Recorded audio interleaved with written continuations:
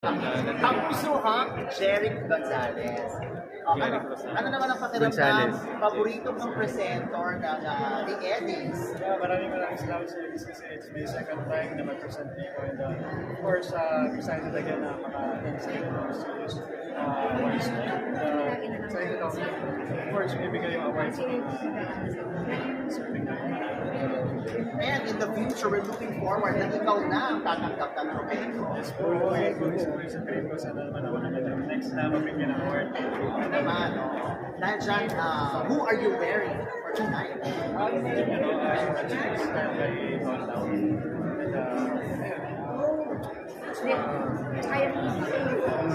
It's very modern. So, bakit mo lang kapartner? Ria is my work.